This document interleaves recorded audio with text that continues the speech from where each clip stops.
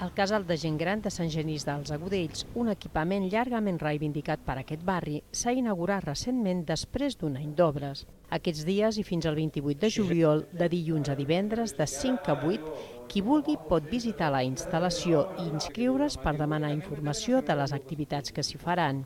L'espai té 728 metres quadrats, està fet amb mòduls prefabricats i compta amb una sala polivalent, sala de lectura, sala de jocs i 2 tallers, un de cuina i un altre d'informàtica.